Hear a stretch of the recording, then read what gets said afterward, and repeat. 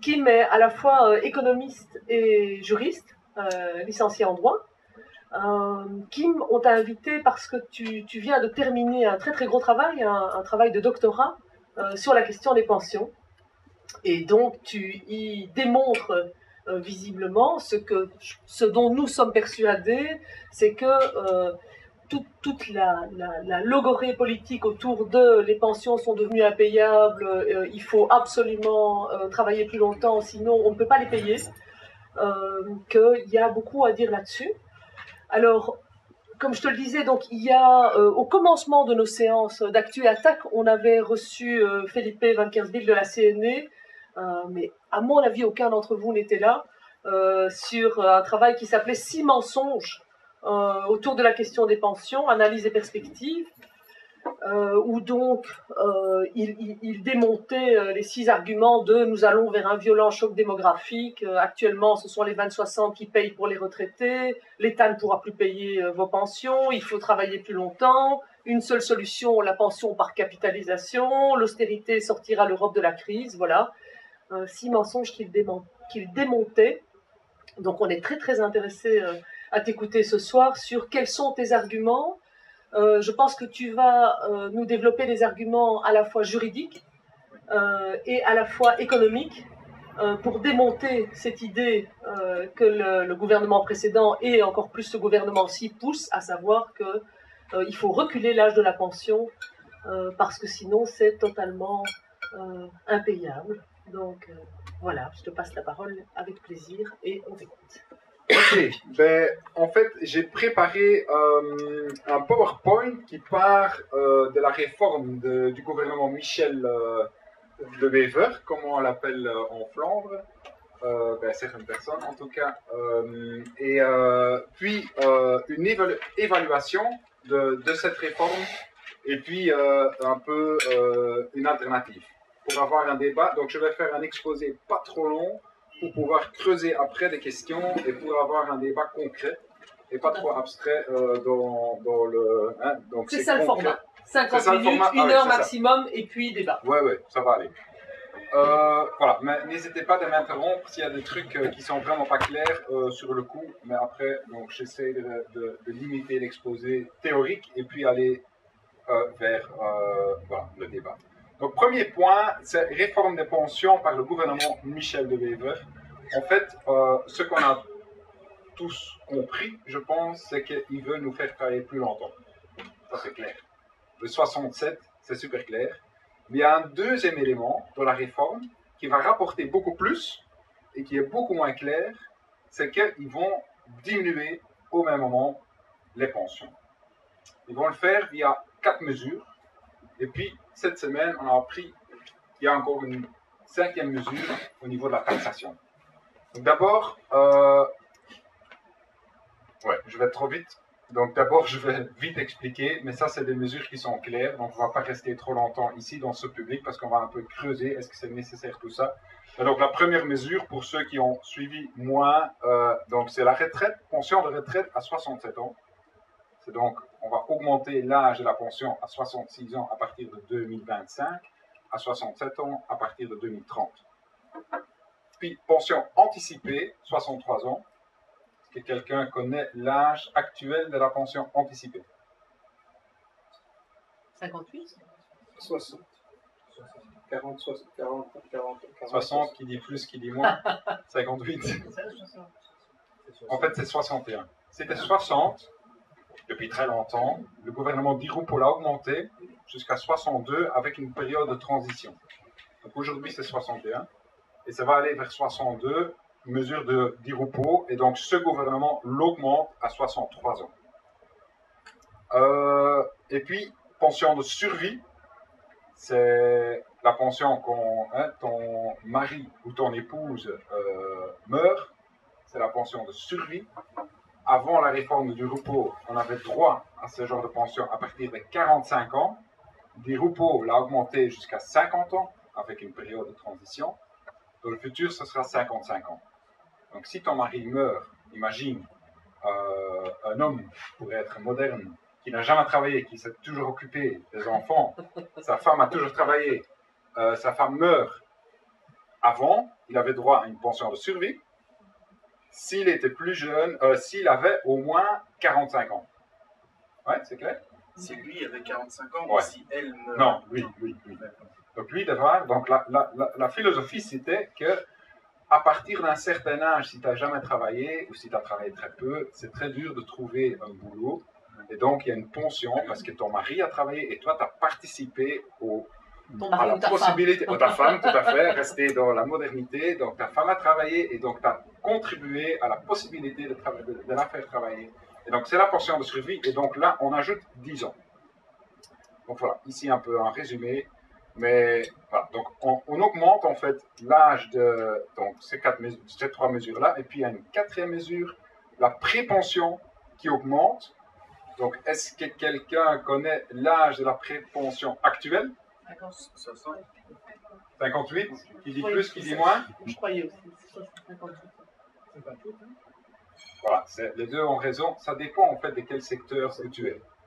Donc, pour les métiers lourds, ceux qui ont fait 30 ans de boulot en poste, c'est encore 56.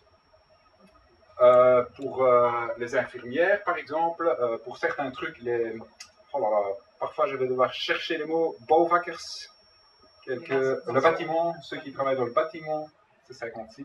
Donc, certains secteurs, métiers lourds et carrières longues, c'est 56. Et donc, le gouvernement va l'augmenter à 62. 62. Oui. Tous les là, c'est marqué réforme Michel 60 ans. Oui, Non, donc 62 aussi. 62. Ah oui, pardon. Oui.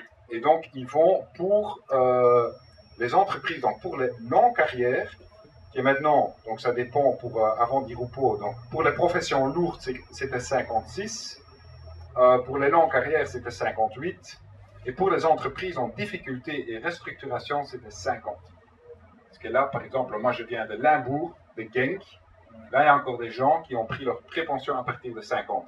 La philosophie n'était pas tellement que, ok, c'est impossible pour toi encore travailler, plutôt c'est impossible de trouver encore du boulot. Comme au Limbourg, maintenant, pour chaque job disponible, il y a 10 chômeurs, 10 chercheurs d'emploi. Donc là, on disait, c'était ça la philosophie. Donc ça, on augmente jusqu'à 62. Il y a encore des exceptions qui vont rester 60 ans. Voilà, ça au niveau l'augmentation. En résumé, tout le monde va devoir travailler entre 2 et 5 ans de plus. Ce gouvernement augmente donc entre 2 et 50 ans, 50 années, 5 années, oui, ça fait bien, en plus.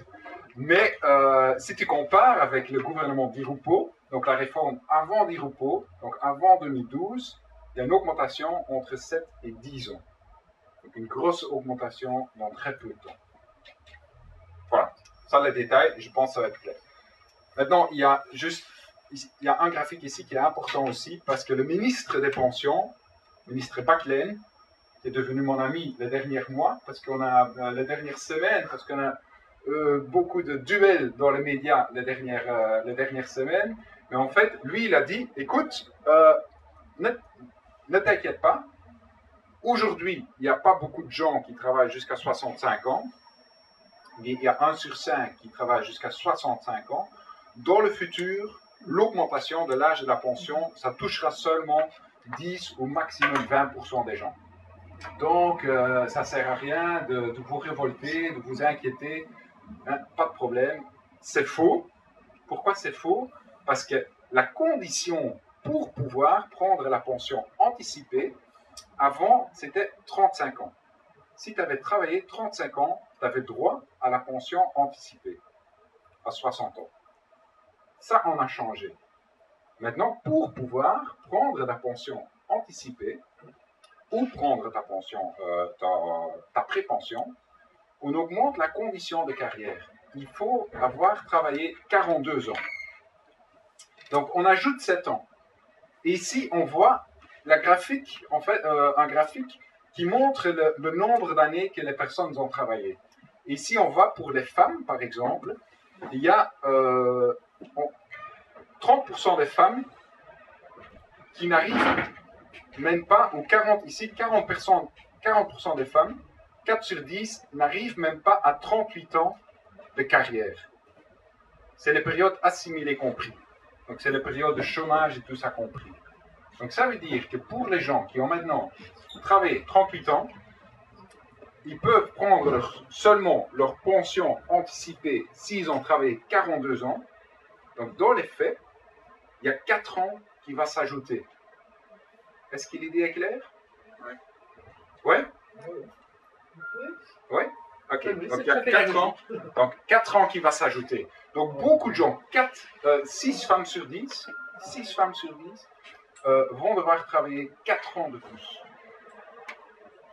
Ouais? Et donc un homme sur 4. Donc voilà, ça va toucher beaucoup de gens. Mais ça, donc on revient à l'introduction. C'est pas seulement faire travailler les gens plus longtemps, on va aussi couper littéralement dans les pensions. Et ça via 5 mesures. En fait, première mesure, c'est le bonus pension. Donc en fait, c'est le petit Tobak, comme on l'appelle en Flandre, c'est le fils Tobak, Bruno Tobak, qui était ministre de pension, et qui avait introduit, je pense qu'ici tout le monde est au courant, les pensions sont scandaleusement basses en Belgique.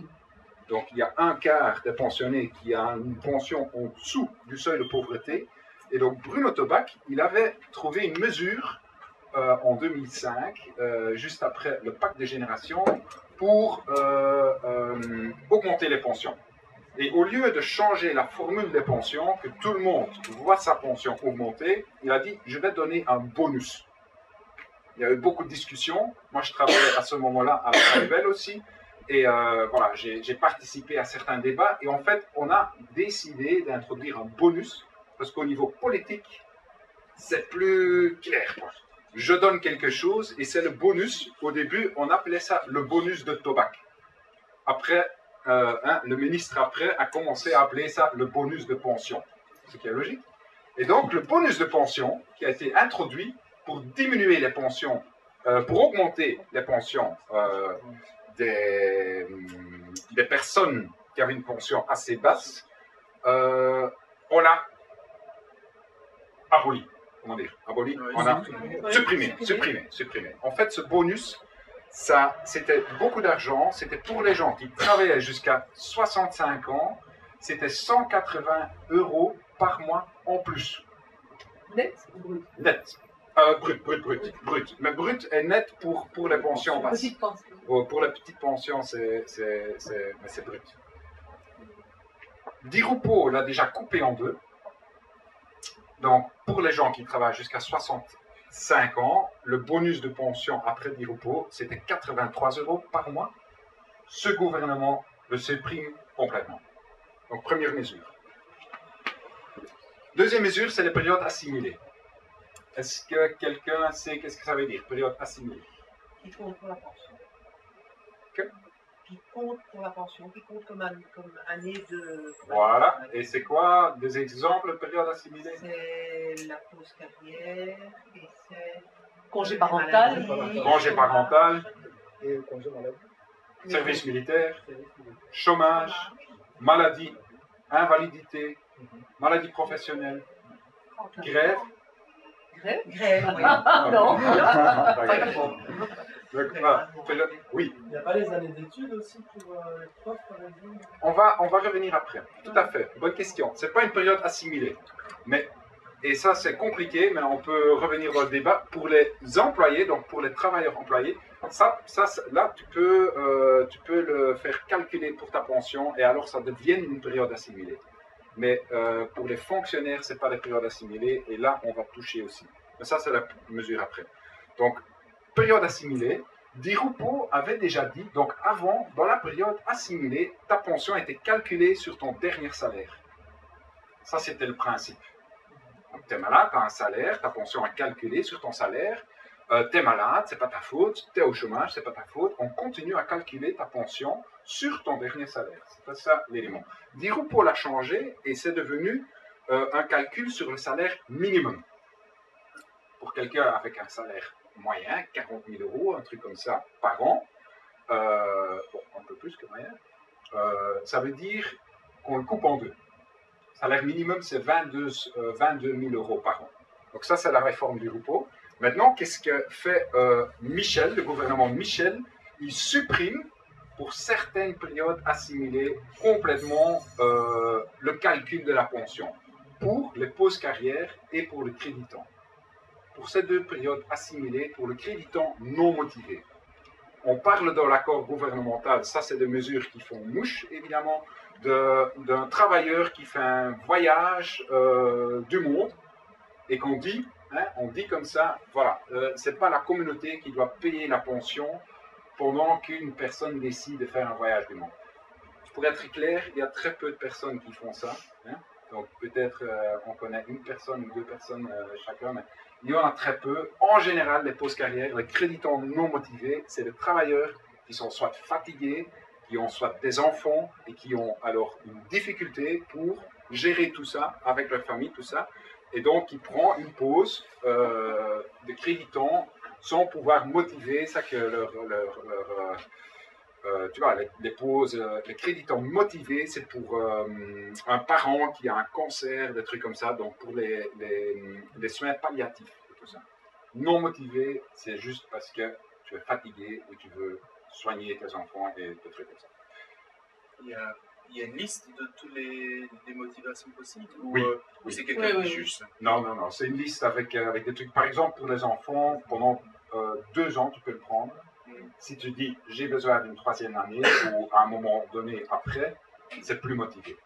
Donc c'est 2 ans sur toute la carrière. Oui, c'est tout, oui, tout à fait. Tu peux l'étaler plus si tu le prends à temps partiel. Tout à fait, ouais.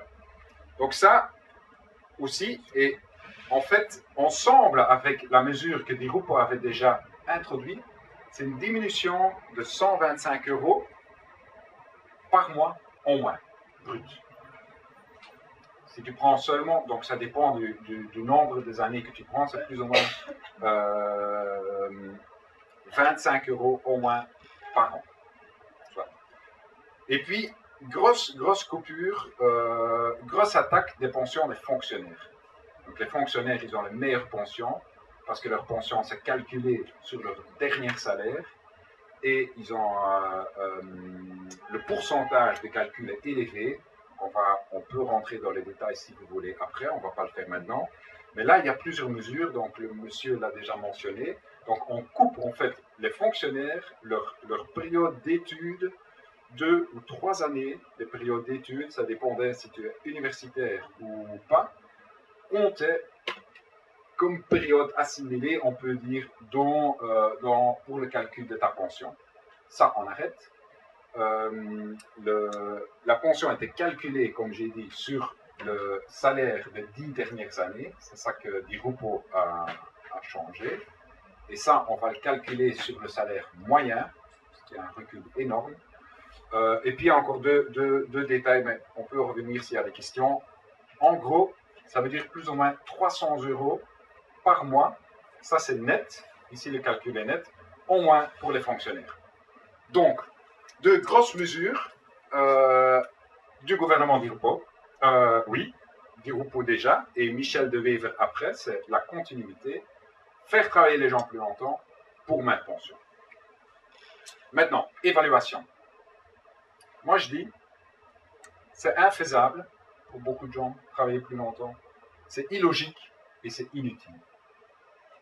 On va un peu prendre les 3 arguments et puis on va voir l'alternative du débat.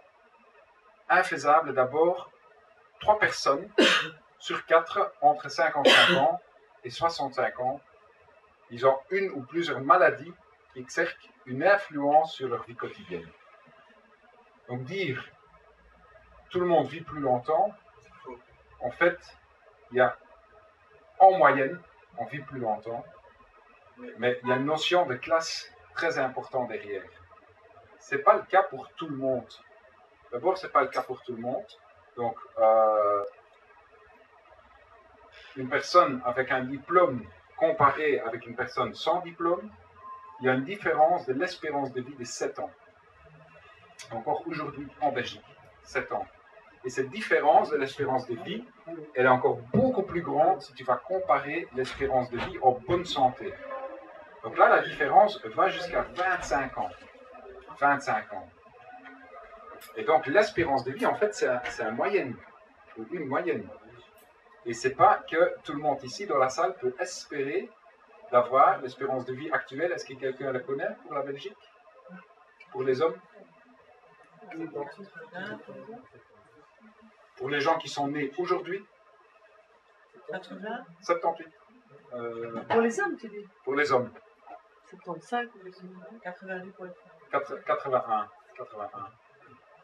Et pour les femmes? 83. Ouais. Donc c'est des espérances de vie et c'est sur base des projections. Souvent on revient en arrière quand même, des trucs comme ça. Mais c'est autour de 80 ans pour les gens qui sont nés aujourd'hui. Donc pour personne ici dans la chambre, hein, pour être très clair. Hein. Pour nous c'est beaucoup, pas beaucoup, mais c'est moins. Pour les gens qui sont nés par exemple comme moi, 77, l'espérance de vie c'est 76 ans. Moi, mon espérance c'est 76 ans. Et donc, des différences énormes. Un sexagénaire, donc une personne dans les 60 années sur 3 a une grave maladie, donc a des sérieux problèmes de santé. Donc pour ces gens-là, dire vous allez travailler jusqu'à 67 ans, pour une grosse partie, c'est juste impossible. Simplement impossible.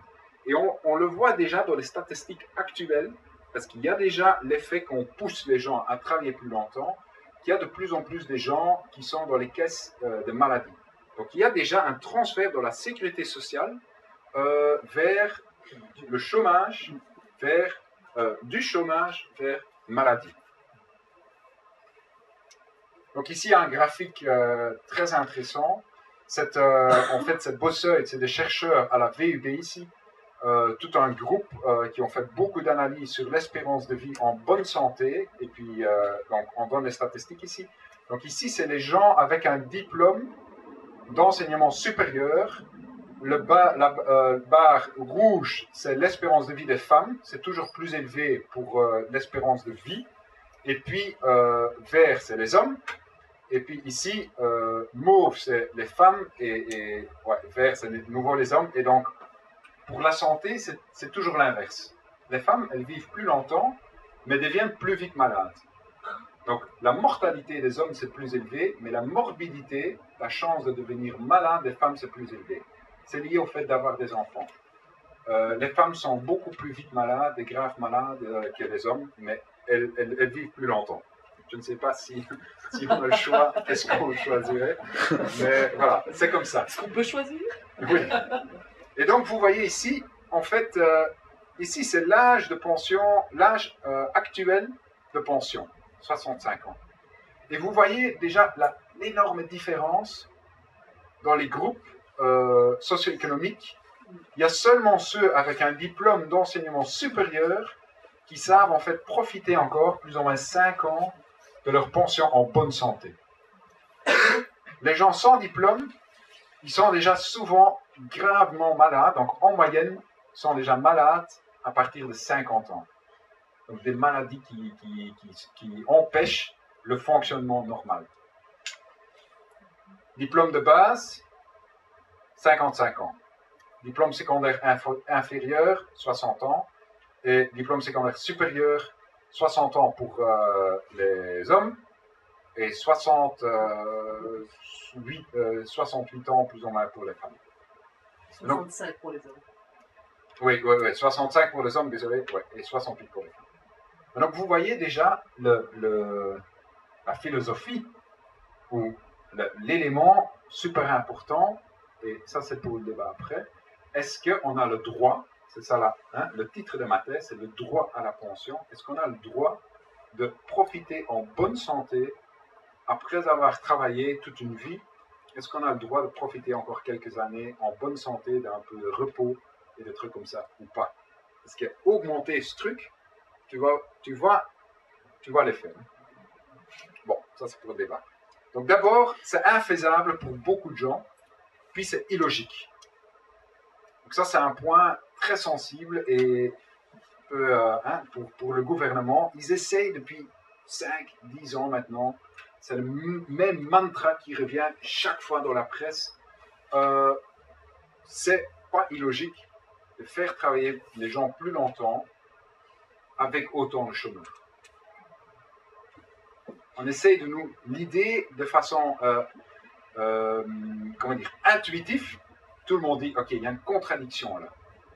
Moi, je dois travailler plus longtemps et mon fils, il est tout seul, il est seul à la maison, il ne trouve pas de job. Une contradiction immense. Le gouvernement dit non, c'est pas contradictoire, et on va un peu analyser l'argument. Donc d'abord, juste quelques faits. Le Steunpunt voor Werk en Sociale Economie, c'est une section à la KUL. Eux, ils ont calculé par secteur, il y a une étude super intéressante, tu trouves ça sur Internet, de 2012, ils ont calculé par secteur le nombre de personnes qui devraient partir, le nombre de personnes qui vont partir après la réforme de Di Rupo et le nombre de jeunes qui vont rentrer. Donc ce n'est pas une estimation, ce n'est pas un raisonnement théorique, c'est vraiment un calcul super exact. Ils ont dit, ok, l'augmentation de l'âge de la pension, c'est clair que ça va avoir un effet négatif sur le nombre de jobs pour les jeunes. Donc le chômage des jeunes va augmenter. Voilà, paf, étude. Puis, deuxième fait, intéressant, calcul de la commission d'experts. Est-ce que quelqu'un a déjà entendu parler de la commission d'experts du professeur Van den Broek, voilà, qui a écrit une lettre aujourd'hui finalement et tout ça dans la presse hier. En fait, la commission d'experts, c'est une commission qui a été nommée par le ministre des Pensions précédent, De Croo, Alexandre De Croo, pour faire une analyse indépendante. Hein, c'est toujours ça, hein, voilà, indépendant, il n'y a pas de valeur là-dedans, c'est un calcul sec et tout ça. Et donc, commission d'experts qui a fait une analyse indépendante et qui est par hasard arrivé à des arguments qui sont super bien pour le ministre en question. Et donc, cette commission, qu'est-ce qu'ils ont fait dans leur annexe? Ils ont calculé l'impact de faire travailler les gens 2 ans plus longtemps.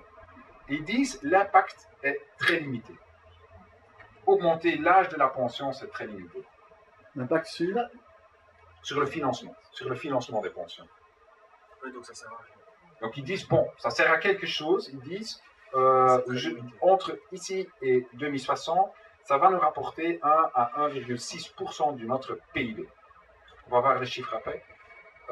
Mais ils disent c'est limité, et donc d'où après, le gouvernement a dit, ok, on va faire travailler les gens plus longtemps, mais au même moment, si on veut faire des économies, on doit diminuer les pensions.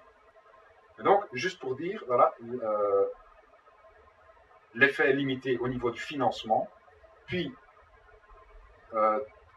quatrième ou troisième argument, l'aspect de le chômage des jeunes dans les pays où on a augmenté les pensions. J'ai mis quelques graphiques.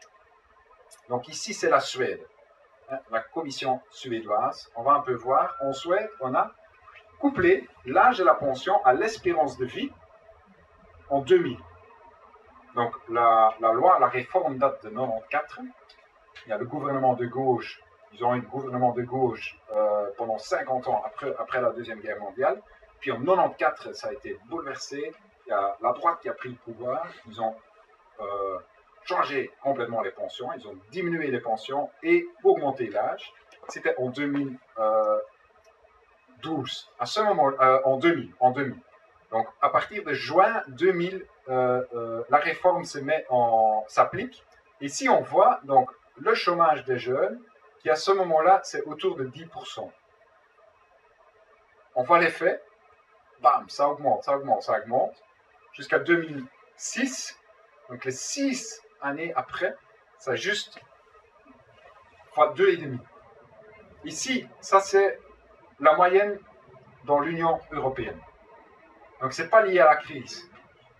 Hein, il y a un petit effet lié à la crise, on pourrait dire, mais la grosse augmentation, c'est lié à l'heure. Bon, en tout cas, dire qu'il n'y a aucun lien, hein, parce que bon, tu peux trouver plein, c'est une régression en fait, si tu veux faire une régression, il y a sans doute aussi d'autres facteurs, mais dire que, comme on dit, comme on n'arrête pas de dire qu'il y a faire travailler les gens plus longtemps, ça crée des emplois pour les jeunes, c'est ça qu'on dit, hein, dans la presse, chaque fois, ça crée des emplois pour les jeunes, ça, c'est clair qu'en Suède, ce n'était pas le cas.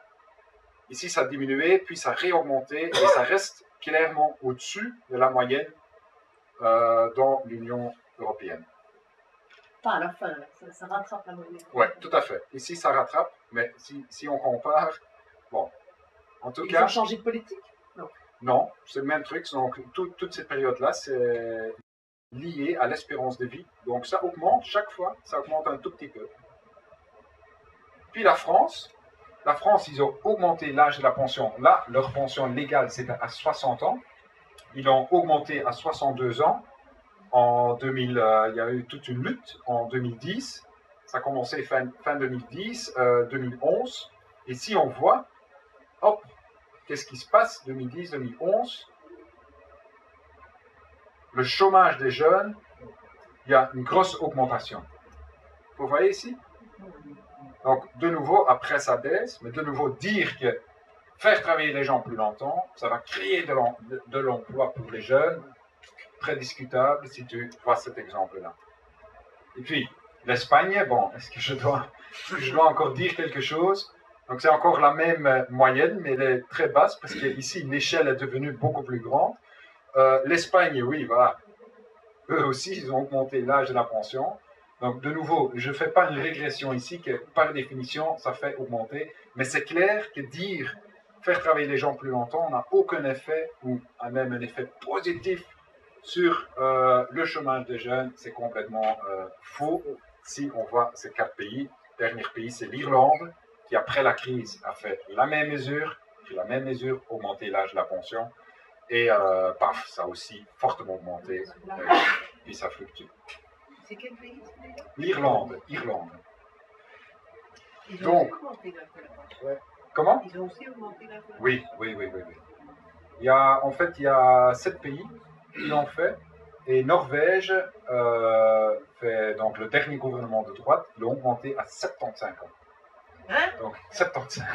La Norvège a augmenté. La Norvège, ouais. C'est le premier gouvernement de droite depuis la Deuxième Guerre mondiale. En Norvège, non, c'est plusieurs fois un gouvernement de droite, je pense. Ouais. Mais donc, juste pour dire aussi, ça, dans d'autres conférences, souvent on dit, voilà, on doit maintenant reculer tout le monde un tout petit peu, et après on peut... Non, si on ne change pas, mais on va y venir, des trucs, on va encore reculer à fond avec l'âge de la pension. Et donc, en fait, c'est quoi la logique derrière? C'est quoi la logique? Parce que c'est pas logique. Il y a quand même une logique. Parce que le gouvernement, ils sont peut-être méchants, ils sont peut-être de droite, mais ils sont pas cons. Là, on est d'accord. Ils sont pas cons. C'est lancer plus d'argent, quand même. C'est Faire des économies. faire des économies. Ouais, oui, mais là, on a vu que ça fait pas tellement d'économies, en fait. Enfin, mais leur pensée et leur logique, cela leur permet de faire des économies. Oui, mais ils ont lu ce rapport. Je pense qu'ils ont lu ce rapport. Je sais que le ministre Baclay n'a pas lu. Et lui, oui. Lui, il n'a pas lu. Mais je suppose qu'il a des collaborateurs qui l'ont lu. Donc, Mais le but, c'est de garder ces notés-là, hein, éviter que le nombre de chômeurs baisse trop pour garder la main-d'œuvre pas chère. Ouais. voilà. Ça. Donc, voilà. Ah, c'est ça que vous avez dit, d'accord. Ok. Donc, en effet, donc, si on va creuser dans les rapports, donc aujourd'hui, on n'écrit plus ça. Parce que c'est un peu trop explicite. Mais si on va creuser dans les rapports de 2004, 2005, 2006 et 2003, avant, on était plus explicite. L'FEB était plus explicite sur l'affaire. Ils ont dit, en fait, dans les statistiques, on voit qu'entre aujourd'hui et 2030, il y a 169 000 personnes qui vont prendre leur pension. Attends. Entre aujourd'hui et 2019. Entre aujourd'hui et 2019. Et entre aujourd'hui et 2030, il y a 643 000 personnes qui vont prendre leur pension. Donc, dans les 15 années qui viennent, il y a 643 000 personnes qui vont partir à la pension. De quoi les employeurs ont peur? En fait, ils ont peur que le chômage va diminuer de trop. Et si le chômage diminue de trop, ça fait une pression sur les salaires. Et donc, on écrit ça littéralement dans les rapports, et ça, je vais vous lire parce que c'est super intéressant.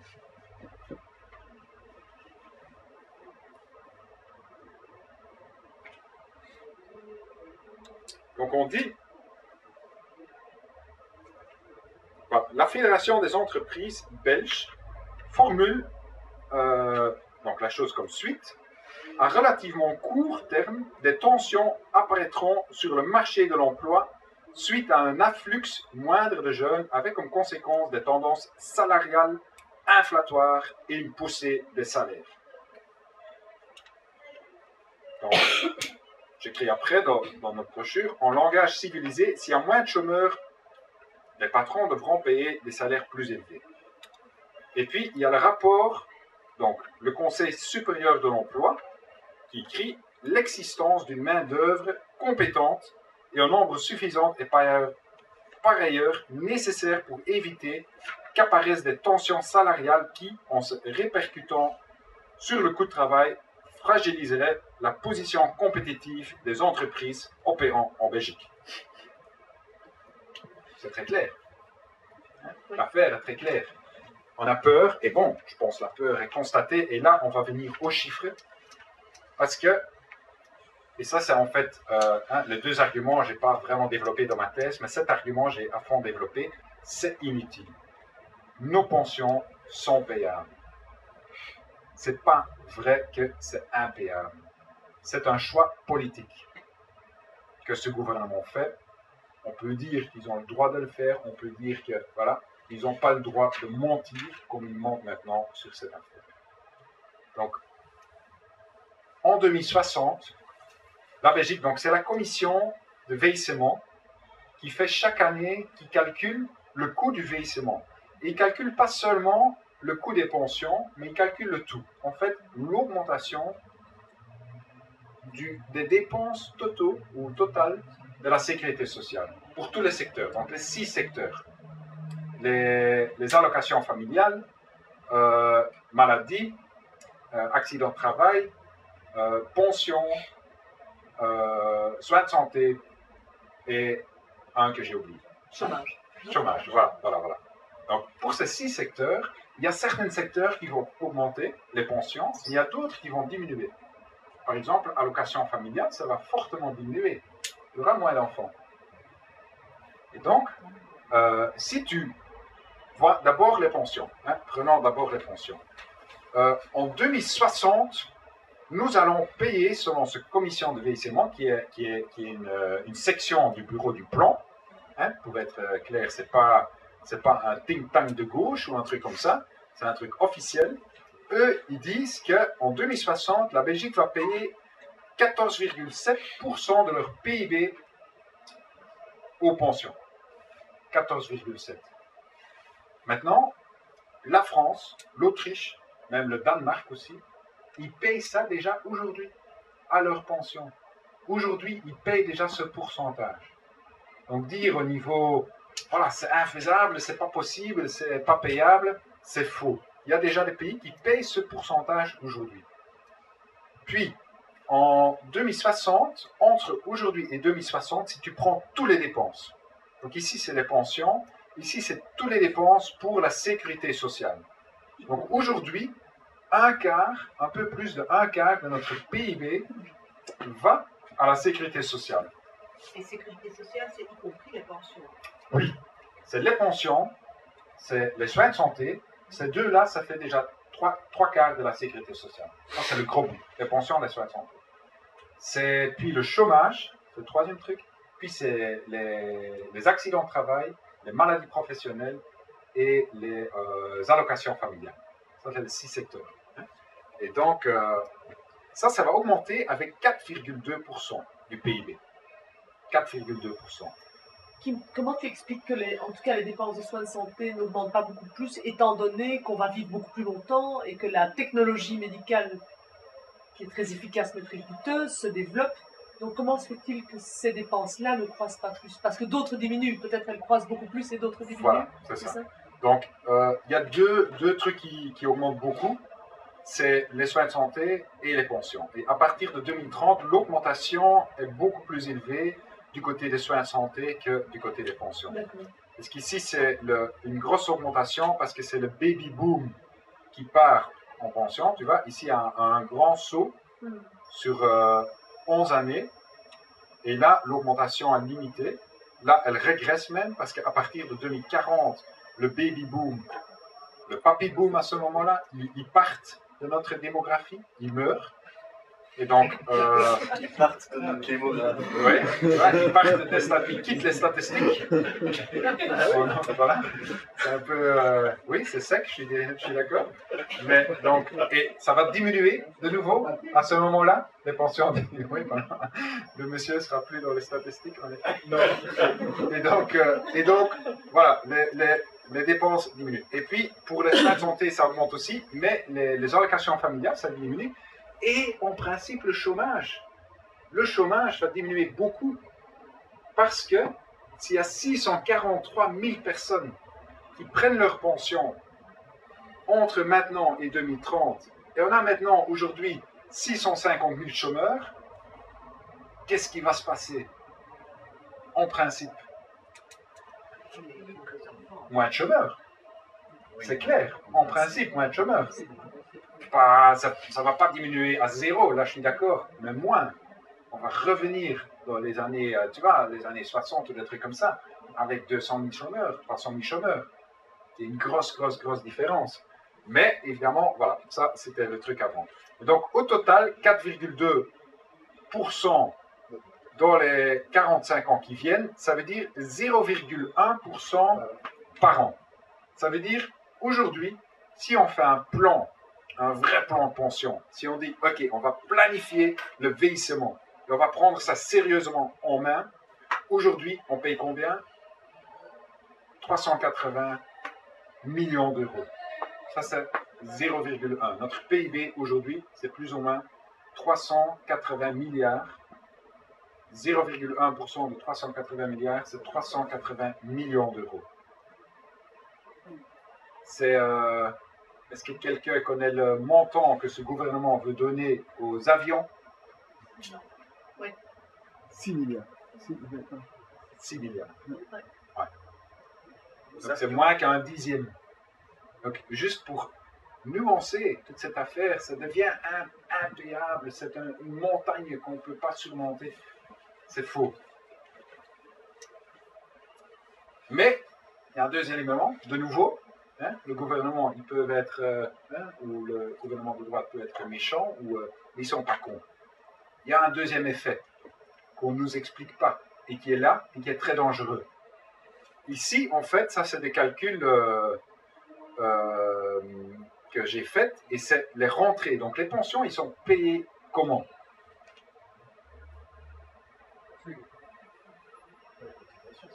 Cotisation sociale. Et donc, en fait, on parle tout le temps de l'augmentation des dépenses pour les pensions. Mais il y a une deuxième partie à cette histoire. Il y a aussi une grosse diminution des rentrées. Et cette deuxième partie, on n'en parle jamais. Donc, dans tous les rapports de la Banque mondiale, de FMI, c'est ça? Ouais, de la Commission européenne, de l'OCDE, tout ça, tout le temps, on voit la dépense. Personne parle des rentrées. Qu'est-ce qui se passe du côté des rentrées? Et en fait, du côté des rentrées, il y a un grand danger, un grand problème. Les cotisations sociales pour financer notre sécurité sociale, ils diminuent depuis longtemps. Et cette diminution, elle est énorme. En 2010, la sécurité sociale, donc l'SPF, sécurité sociale, donc le service public, la sécurité sociale, ils ont tiré à la sonnette d'alarme. Ils ont fait une conférence de presse ici à Bruxelles. Ils ont dit qu'il y a un très gros problème avec le financement de pensions. Jamais dans l'histoire, les cotisations sociales dans le financement des pensions ont été aussi basses. Il y avait 67% à ce moment-là et 33% c'était payé par l'État. Donc l'État qui doit combler le trou.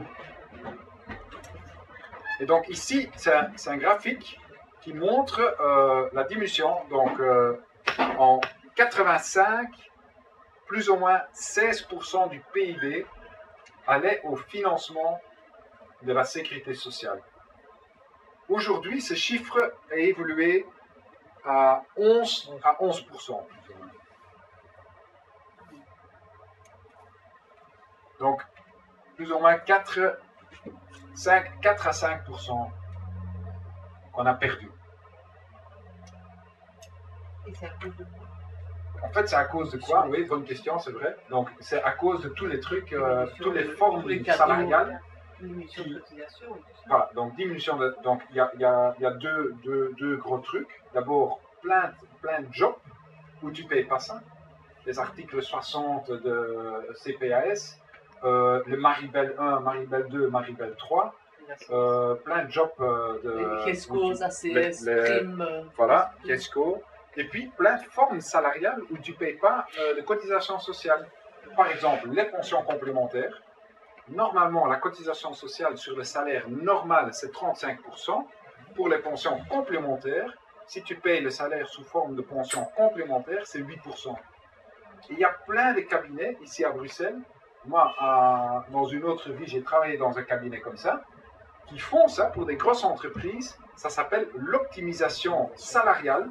Et donc, il y a énormément de l'argent à gagner. L'entreprise vient, il dit, voilà, fais-moi un paquet salarial que je paye le moins que possible à la sécurité sociale. Et il y a des accords, bon, avec... voilà, bon, on ne va pas rentrer dans ce débat-là, hein, des accords avec le syndicat, mais ça, c'est pour un autre débat. Et donc... comment? C'est un montage financier, en fait. C'est un montage financier. Oui, voilà. Donc l'effet, c'est que le financement de la sécurité sociale diminue systématiquement. Voilà. Alternative. Donc ici, c'est une citation de Lévi-Strauss que j'aime beaucoup. Donc il dit, on juge une civilisation au sort qu'elle réserve à ses anciens. Et donc ça, c'est l'aspect de, ok, un vieux, peut-être c'est pas, hein, avec beaucoup de respect, hein, je ne sais pas, mais une personne âgée, il n'a plus la possibilité d'aller travailler. Donc si la société ne le prend pas en main, c'est la grosse misère. Et c'est ce qu'on voit aussi dans la réalité. Beaucoup de personnes âgées qui sont juste complètement dans la misère parce que leur pension ne leur permet pas de vivre en bonne santé. Et ils n'ont pas de moyens pour faire quelque chose par rapport à ça. Donc, une politique sociale au niveau des pensions. D'abord, la pension légale en Belgique, elle est très basse comparée aux pays voisins. Souvent, on nous dit c'est lié à la durée de la carrière. C'est faux. Si tu vas comparer, donc moi j'ai comparé la pension d'une personne qui gagne la même chose et qui a travaillé les mêmes années entre la Belgique, les Pays-Bas, l'Allemagne, la France et la Grande-Bretagne. Chaque fois, le Belge, il a le moins de pension. Et c'est lié à la formule de pension. La pension pour les indépendants et pour les travailleurs employés, hein, pour les employés, comment ça s'appelle, salariés, c'est ça, pour les travailleurs salariés, elle est très très très mauvaise. On reçoit 60% de notre salaire moyen. Et 60%, je ne sais pas si quelqu'un connaît la définition du seuil de pauvreté, c'est 60% du salaire moyen. Donc, le fait que notre pension, c'est seulement 60%, et en plus c'est calculé sur le salaire moyen et pas sur notre meilleur salaire, dernier salaire comme en France, d'autres pays, fait qu'on arrive à des pensions super basses en Belgique. Et donc seulement des gens avec un... C'est de pauvreté 60% du salaire minimum. Non, c'est le moyen. Moyen. Oui, mais c'est quoi le salaire moyen? Le salaire moyen dans la grille salariale belge? Non, médian. Et donc notre pension, c'est 60% du salaire moyen. Si tu as travaillé 45 ans en plus, tu le reçois seulement si tu as travaillé 45 ans. Ici, on a vu le graphique, il y a plein de gens qui n'arrivent pas à 45 ans. Hein. Donc voilà, chez les femmes, il y a presque très peu de femmes qui arrivent à 45 ans. Tu vois, c'est seulement... oui, c'est ça. Ici... non, alors, ceux qui arrivent à 45 ans, c'est voilà, c'est ça, oui. C'est moins que 10%. Hein. Ouais. C'est 5%. Donc si tu travailles moins que 45 ans, tu as encore moins que 60% de ton salaire moyen. Donc voilà, premier problème, très important, augmenter la formule de pension. Ça doit être 75% du salaire, des meilleurs salaires des 20 dernières années, ou au moins déjà 75%, augmenter à 75%. J'ai calculé le coût pour, mais ça on peut revenir, comment on peut financer ça. Un pensionné sur 5 en dessous du seuil de pauvreté, voilà, les groupes les plus vulnérables, c'est les travailleurs salariés, les petits indépendants et les femmes. Beaucoup de femmes. 6 sur 10 femmes pensionnées en dessous du seuil de pauvreté. C'est quoi le débat? Voilà, c'est la vision libérale, donc c'est très explicite dans l'accord gouvernemental de maintenant, très intéressant à lire. Ils disent explicitement, on va diminuer les pensions légales, ça doit devenir une pension qui protège contre la pauvreté, et tout le reste, on va le privatiser. Donc, on dit, on va voir si c'est vrai, moi j'y crois pas un mot, mais on dit on va augmenter la protection contre la pauvreté, donc renforcer les pensions légales à ce niveau-là, donner un peu plus pour les gens qui sont en dessous du seuil de pauvreté, et le reste, on va installer des pensions complémentaires et des pensions individuelles.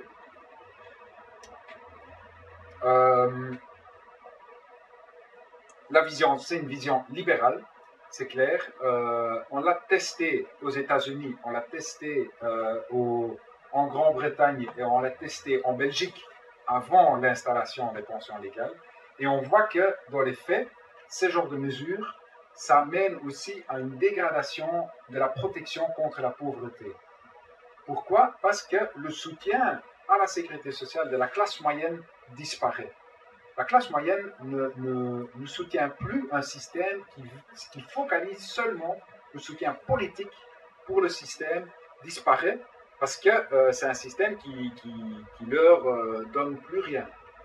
C'est une analyse super intéressante aussi de Esping Anderson sur le modèle scandinave de l'époque. Pourquoi c'était soutenu aussi fort? Parce que la classe moyenne avait un grand retour de ce modèle. Donc une politique sociale, selon moi, voilà, c'est le droit à la pension de retraite à partir de 65 ans, on ne touche pas à ces droits, pension anticipée 60 ans, pré-pension à partir de 58 ans, donc voilà, ça c'est les mesures qu'il y avait avant la réforme de Di Rupo. Puis une augmentation des pensions légales, j'ai calculé le coût, donc ici on a vu qu'on va aller ici à 14,7% du PIB en 2060, à ce moment-là, on a un tiers de notre population qui va être pensionnée. Maintenant, on a 20%, 22%. En 61, on aura 31,6%. Problématique, je vois que vous avez peur. On pourrait dire c'est problématique, mais en fait, l'augmentation de la productivité fait que c'est vraiment pas problématique. Mais ça, on peut en discuter. Mais j'ai calculé, imagine qu'on va maintenant augmenter la pension. C'est quoi le pourcentage? Donc si on dit, on va généraliser la pension des fonctionnaires. On donne en Belgique une pension de fonctionnaire à tout le monde. Alors ce pourcentage sera 19%. Ça veut dire qu'en 2060, 1/5 de la tarte que nous cuisons tout le monde, on va le donner à un tiers de la population. Impossible, infaisable, à mon avis pas. Cet argent, il ne part pas, il reste dans l'économie. Les gens, ils vont consommer ici, ils vont acheter des maisons, ils vont donner des héritages à leurs enfants, ça va tourner. Mais voilà, donc selon moi, on peut augmenter les pensions légales. Puis sortir de la pauvreté les pensions pensionnés pauvres, ouais, donc voilà, augmenter pour ceux qui n'ont pas assez travaillé, ça, et puis combler l'écart de la pension des femmes. Parce que là, il y a vraiment un grand problème spécifique. Comment on va payer ça? Donc, on l'a vu, vieillissement, c'est un processus qui s'échelonne sur 30 ou 40 ans. Donc, il faut y associer une vision à long terme qui répartira la richesse autrement. Pour faire ça, il y a 3 pierres angulaires. Donc d'abord, une taxe sur les fortunes. Ce n'est pas moi qui ai inventé ça. C'est en fait le Conseil consultatif fédéral des aînés. C'est un organe officiel des vieux, ou des personnes âgées, qui ont fait une proposition en 2012. Ils ont dit, voilà, il faut ça, parce qu'ils ils ont lu un article de quelqu'un qui a expliqué ça. Ils ont dit, en fait, voilà, il y a une diminution, il y a un transfert dans les 30 dernières années du revenu du travail vers le revenu du capital. Et pour corriger ça, il faut installer une taxe sur les fortunes. Puis, deuxième mesure qu'on peut prendre, c'est une meilleure approche de la grande fraude fiscale. On dit dans les estimations, c'est 30 milliards par an qu'on laisse échapper. Donc, si on prend 3 mesures, on peut vraiment, à mon avis, au moins récolter 3 milliards par an, c'est-à-dire lever du secret bancaire. Même la Suisse l'a fait, même la Suisse. Allez, pourquoi la Belgique doit rester derrière? C'est complètement fou. Caractère public de toutes les opérations financières. L'État sait parfaitement qu'est-ce que moi je fais sur ma banque. Pourquoi il faut un caractère public de toutes ces transactions au niveau européen, au niveau mondial, surtout au niveau européen et déjà en Belgique. On peut arriver plus loin. Et tolérance zéro à l'égard des infractions. Et puis il y a encore une mesure que j'ai oubliée, c'est le cadastre. Cadastre de fortune. Voilà. Et puis, éliminer la mérule qui range le financement de la sécurité sociale. Donc c'est ça en fait, c'est ce graphique ici. Ce mécanisme, on doit à un moment donné venir avec... oui, arrêter ça, parce que si on continue à faire ça, on va travailler jusqu'à 75 ans. C'est sûr que les pensions seront impayables si on continue à diminuer de façon permanente les cotisations sociales sur nos salaires. Parce que c'est les salaires indirects. Voilà, c'est via ça que c'est payé. Voilà, c'est ça un peu... oui, voilà, c'est ça le truc.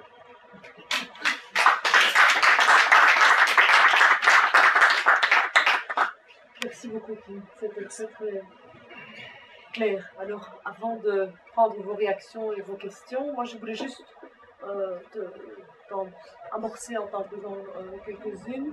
J'imagine que la droite ne conteste pas les chiffres. C'est des données objectives, tout le monde est d'accord. C'est dans l'interprétation des chiffres.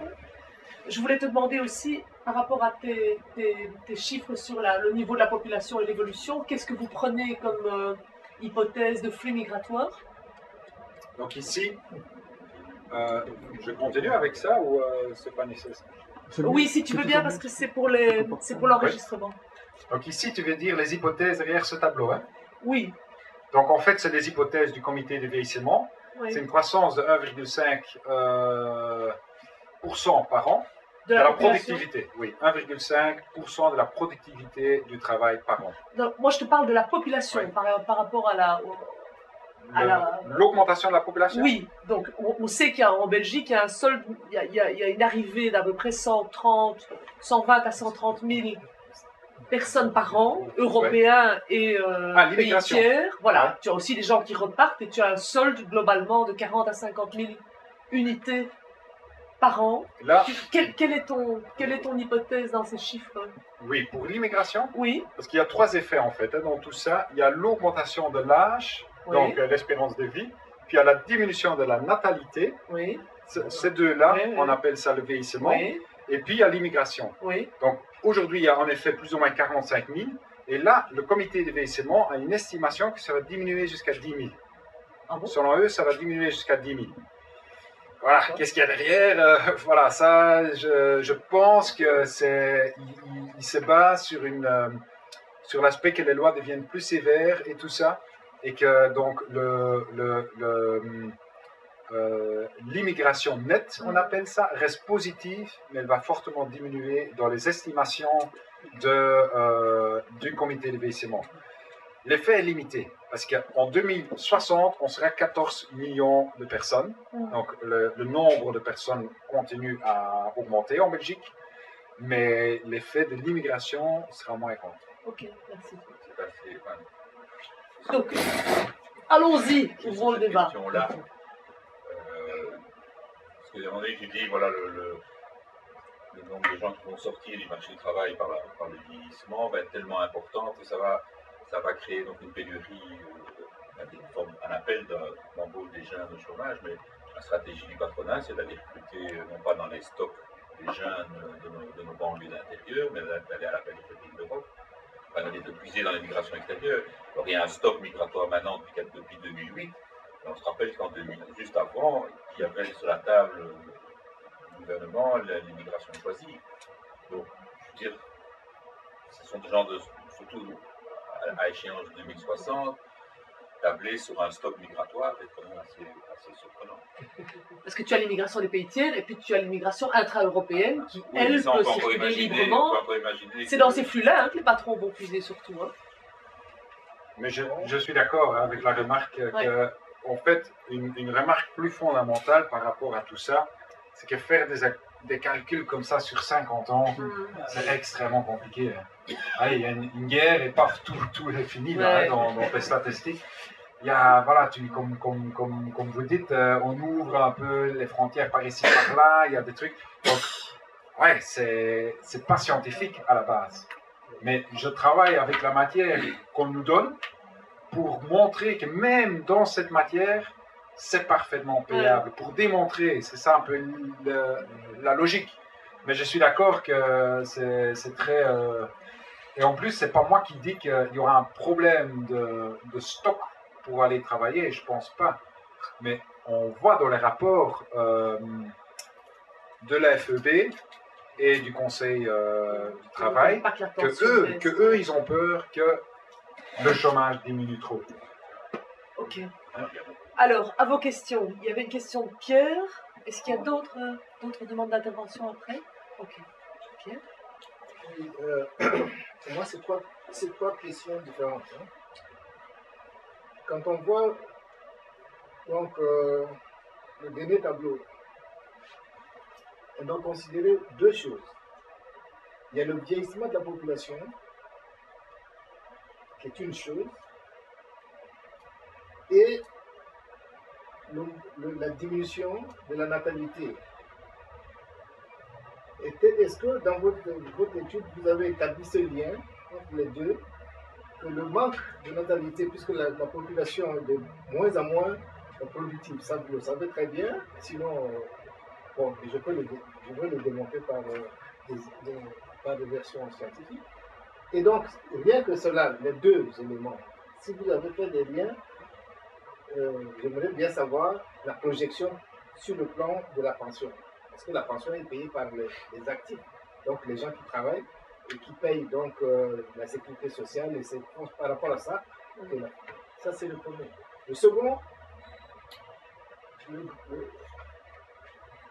la politique néolibérale oriente toute sa vision nouvelle sur la technologie de pointe.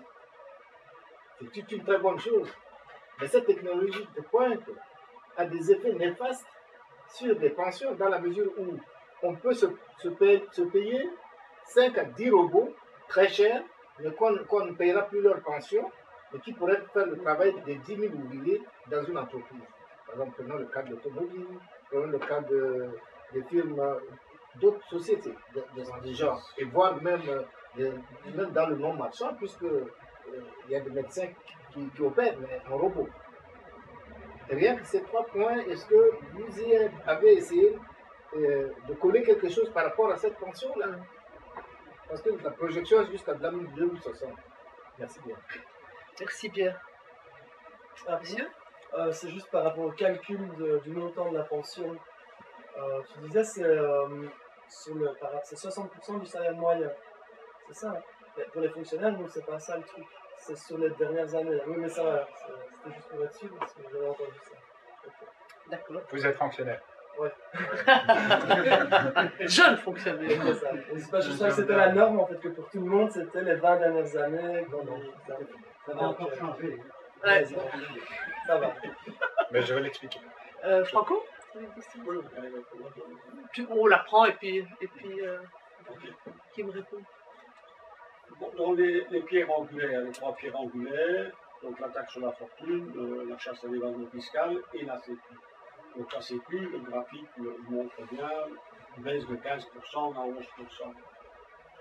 Bon, on pourrait l'exprimer sous forme de la Sécu, on peut aussi, peut-être, je dirais, c'est une alternative, mais qui peut avoir son importance dans le discours, c'est de traduire ça aussi autrement, puisque la Sécu, le financement, est via une cotisation, enfin par les salaires.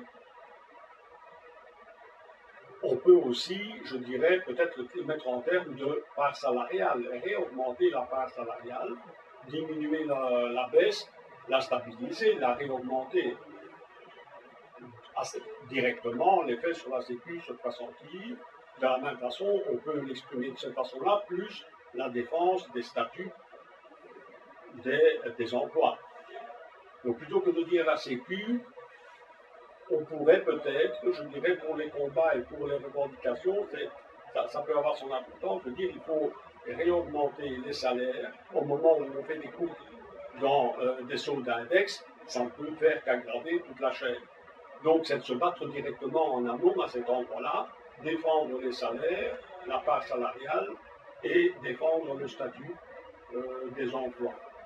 C'était une remarque là-dessus. Et mon deuxième point, c'est c'est vrai que ces trois pierres angulaires-là sont dans les chiffres fondamentaux, mais une chose qui me semble peut-être chapeauter les trois, c'est que dans l'exposé, vous avez exprimé très bien, je pense par nombreuses reprises, que les politiques du nouveau gouvernement en matière de pension, et en beaucoup d'autres matières d'ailleurs, n'est que le prolongement aussi de ce qui s'est fait sous le gouvernement précédent, qui apparemment dans les couleurs était très différent, dans les politiques est très similaire. Il y a une continuité étonnante. Ceux qui me connaissent ne seront pas surpris par ma conclusion, c'est que, je dirais, dans ce cas-ci, il semble clair que les politiques qui sont menées aujourd'hui me semblent peu sensibles aux résultats des élections. Les gouvernements peuvent changer de couleur, les politiques continuent, la caravane passe. Je suis absolument pour une taxe sur les grosses fortunes, je suis pour tout ça, mais j'attire l'attention sur le discours ambiant. Aujourd'hui, quel est le débat politique? Le fameux débat politique, c'est le shift, ce qu'on appelle le shift fiscal, c'est-à-dire il faut faire passer une partie de la fiscalité sur les revenus du capital, les plus-values, etc., pour diminuer la fiscalité sur le travail. Et quand on dit diminuer la fiscalité sur le travail, dans le discours libéral, ça inclut la fiscalité, la parafiscalité. Donc avant, il y avait la fiscalité, les cotisations sociales, c'est devenu la fiscalité, la parafiscalité, et aujourd'hui c'est devenu la fiscalité. Donc, quand même, ils ne sont pas pour le faire maintenant parce qu'il y a une opposition politique, mais ça va être une porte de sortie possible pour ce gouvernement pour faire avaler tout le bazar. On va quand même faire quelque chose sur les revenus du capital. Bon, ça va encore être extrêmement... Ça va être une embrouille, mais on va essayer de faire quelque chose pour soi-disant diminuer la fiscalité sur le travail, mais la diminution de la fiscalité sur le travail va être en fait une diminution salariale de la part des salaires indirects et donc du niveau de la sécurité sociale. Et je trouve que les organisations syndicales et les organisations de gauche en général ne sont pas assez attentives à cette question-là. On se laisse embarquer en disant, ben oui, la fiscalité sur le travail est trop élevée, et dans cette fiscalité sur le travail trop élevée, il y a les cotisations sociales. Voilà. Et donc, je trouve que c'est très important d'essayer à un moment donné de relier les deux. Et effectivement, c'est un peu difficile d'expliquer qu'une baisse des salaires, ou qu'un blocage des salaires, c'est un blocage sur les pensions, le financement, etc. C'est un peu difficile, mais je crois qu'il faut le faire. Et alors, le faible niveau des pensions, parce que j'ai lu ça il y a des années, je ne sais pas si c'est vrai, comme tu es un spécialiste, peut-être que tu as trouvé ça. J'ai lu une étude il y a quand même 5-6 ans, je ne me rappelle plus très bien, qui expliquait que la baisse des salaires, des pensions belges par rapport aux pays étrangers était liée aux opérations qu'avait fait Martens-Gold. C'est-à-dire qu'il y a eu à un moment donné, je ne sais pas par quel mécanisme, un découplage du montant des pensions qui avant était lié à l'évolution du bien-être. C'est-à-dire, quand le produit intérieur brut montait, il y avait des espèces d'ajustements macro qui faisaient que globalement les pensions suivaient, en plus de l'index. Et que ces décrochages-là qui ont été faits dans les années Martensloll et des plans globaux et compagnie, ont provoqué cet escalier qui fait que nos pensions sont tombées en dessous. Enfin, je ne sais pas si c'est vrai, hein, mais je me rappelle que j'ai vu des choses comme ça. Très bien. Merci Gabi. Kim, à toi. Mais donc, si je me rappelle bien, parce que on a travaillé sur ces chiffres de la fiscalité, c'est 10 milliards, non? Il y a 2 ans, c'était encore 10 milliards de parts de cadeaux fiscaux. 11 milliards, on parle maintenant 10 à 11 milliards, hein, ouais. Donc sur le budget de l'État. 10 à 11 milliards. 11 milliards, ouais, sur le budget. Alors, je te rappelle les questions ou tu t'en rappelles? Non, ça va. Donc Pierre, tu as les 2 questions. Pierre, oui. Donc d'abord, la question sur la fertilité. Hein, tu as une question sur la fertilité. Donc en fait, tu as un chiffre stable si chaque femme fait 2,1 enfants.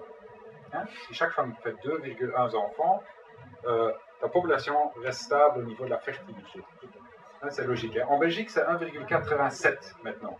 On a été à 1,63 dans les années 60 avec le Power et tout ça. Maintenant, c'est 1,87. Donc, il y a une diminution en fait de notre population, mais c'est l'immigration nette qui corrige ce truc. Et voilà, et il y a une augmentation. Donc maintenant, il y a de nouveau, on parle de nouveau de, voilà, le chiffre réaugmente. Il n'y a pas du tout un baby boom. Le baby boom dans les années 60, j'ai dit c'est faux, hein, c'était les années 80, c'était 1,63. Les années 60, c'était beaucoup plus élevé. Là, on a été à 2,64 ou un truc comme ça. Donc ça, pour le truc, donc ces deux le corrigent. Et c'est au niveau net, on a une augmentation, donc en 2060, on va être 14 millions. Donc voilà, il n'y a pas une dégradation. Maintenant, ta deuxième question qui est très importante, c'est le rapport en fait entre les personnes actives et les personnes non actives. On utilise chaque fois le chiffre qui s'appelle afhankelijkheids... En français, de afhankelijkheidsratio. Oui, le ratio de dépendance. Mais on prend le ratio de dépendance démographique, on appelle ça. C'est le nombre d'âgés par rapport au nombre d'actifs. Mais ce chiffre-là n'est pas intéressant, en fait, pour calculer le financement. Le chiffre intéressant, c'est le ratio de dépendance économique. Combien de gens travaillent par rapport au total de nombre qui ne travaillent pas? C'est-à-dire la somme des enfants avec les personnes âgées, donc les pensionnés, avec les handicapés, avec les personnes malades et avec les chômeurs. Si tu prends ce chiffre-là, aujourd'hui, il y a pour chaque personne qui travaille en Belgique, il y a 1,38 personnes qui ne travaillent pas. Il y a plus ou moins 4 millions de gens qui travaillent en Belgique, on a plus ou moins 11 millions de personnes. Une personne qui travaille, pour chaque personne qui travaille, il y a 1,38 personnes qui ne travaillent pas. Pour la zone euro, c'est pour chaque personne qui travaille, il y a 1,32 personnes qui ne travaillent pas. Pour la zone euro, en 2030, et c'est le chiffre officiel du rapport de la Commission européenne, en 2030, pour chaque personne qui travaille, il y a 1,30 personnes qui ne travaillent pas. Donc ce chiffre de dépendance, le ratio de dépendance économique va s'améliorer. Elle va s'améliorer pour la zone euro jusqu'à 2030. Est-ce que tout le monde comprend le concept? C'est assez compliqué. Je vois certaines têtes comme ça et d'autres personnes qui bougent. Je suppose que pas tout le monde l'a compris. En fait, il y a des vieux qui vont arriver en plus. Oui, c'est vrai. Mais il y a aussi des jeunes qui vont partir. Il y aura moins de jeunes, il y aura moins de chômeurs et moins de personnes malades. Et donc le rapport entre le tout fait que le ratio de dépendance au niveau économique dans la zone euro va s'améliorer entre aujourd'hui et 2030, et puis elle va diminuer un peu, mais pas fortement. Et pour la Belgique, en 2060, on sera 1,45 personnes pour chaque personne qui travaille. 1,45 personnes qui ne travaillent pas pour chaque personne qui travaille. Donc c'est une augmentation très limitée. C'est très peu la dépendance économique. Tu vois? Mais il me Et là, semble, Kim, oui. que la question que te Ouais. posait Pierre était aussi Ouais. la question de est-ce que les changements technologiques Ça, qui c'est la amènent troisième- ça, c'est la troisième question. Tout à fait. avoir Ouais. une productivité, mais qui repose sur de moins en moins d'emplois, Non, mais de oui, mais ça- personnes au travail, Ça, c'est la de- troisième question. Il a répondu. d'intervenants. Voilà, oui, c'est ça. Mais donc, oui, tout à fait. Donc, la troisième question, c'est l'augmentation de la productivité qui est énorme. Et ça, donc, dans ce rapport, on parle d'une augmentation. Ici, l'hypothèse, c'est une augmentation de la productivité de 1,5% par an. Si tu as ça, sur 45 ans, tu doubles ta productivité. Donc, tu doubles ta richesse. Et c'est ça la question. Et donc, là, on va venir à la question de Franco, je pense, sur le truc de dans quelle mesure sur le changement de société derrière. Attends, on va venir après, parce que je ne suis pas d'accord avec ton truc sur c'est que la continuité. Il y a un truc, je trouve, que ce gouvernement change de façon fondamentale, que les gouvernements précédents n'ont pas fait. Mais donc, pour Pierre, lui, il y a une augmentation de la productivité, et grâce à cette augmentation, le fait qu'en 2060, on va être un tiers de notre population qui sera pensionnée, c'est pas grave. Parce que la productivité nous permet de vivre ça. Il y a Keynes, John Maynard Keynes, l'économiste très connu, qui a écrit en 1930, il a écrit un petit livre, Legacy to My Grandchildren. Très intéressant, c'est plutôt un livre philosophique. Mais il dit dans ce livre, dans l'année 2000, nous allons devoir travailler 2 heures par jour. Et on va se battre pour diviser le travail. Parce que 2 heures par jour, ça suffira pour nourrir tout le monde. Parce que la productivité du travail continue à augmenter tellement fort. Et donc, bon, je ne sais pas si j'ai jamais fait ce calcul-là, mais c'est clair que la productivité augmente. Et donc, le fait qu'on crée des machines qui font que notre productivité du travail augmente énormément, oui, c'est à la base, c'est magnifique à la base, tu vois. On peut décider, la question derrière, c'est qu'est-ce qu'on fait avec cette productivité. Et ici, la logique, c'est on fait travailler un nombre limité de personnes de plus en plus vite, de plus en plus fort, et toute la richesse créée, la valeur ajoutée, c'est accaparé par une partie par un petit groupe. 85 personnes qui possèdent la moitié de la richesse sur la Terre, c'est des chiffres abnominaux, c'est complètement fou. Mais c'est une hypothèse raisonnable, les 1,5%, parce que j'ai l'impression que ça diminue que l'augmentation de la productivité se tasse, c'est ça que tu veux dire. Parce qu'il n'y a pas un tassement. Oui, dans toutes les théories à ce niveau-là, et là, il n'y a pas beaucoup de différence entre la gauche et la droite, c'est que l'augmentation de la productivité, c'est lié à l'augmentation de la connaissance. Et donc, jusqu'à maintenant, il n'y a pas beaucoup d'éléments pour dire que tout d'un coup, la connaissance va s'arrêter, à augmenter. C'est discutable. Ils font 2 hypothèses à côté. Augmentation de la productivité du travail avec 1,25 et avec 1,75. Parce qu'aujourd'hui, on est à 1,5. Plus ou moins. Dans le passé, on était à beaucoup plus. Aujourd'hui, c'est pas la croissance de l'économie, c'est l'augmentation de la productivité du travail. Et donc, c'est lié à la robotisation du processus de production, à toutes les techniques pour trouver que les gens travaillent encore plus vite.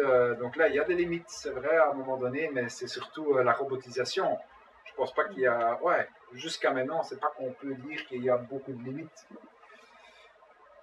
Mais voilà, c'est comme on a dit avant, des projections sur 50 ans, oh là là, c'est dangereux.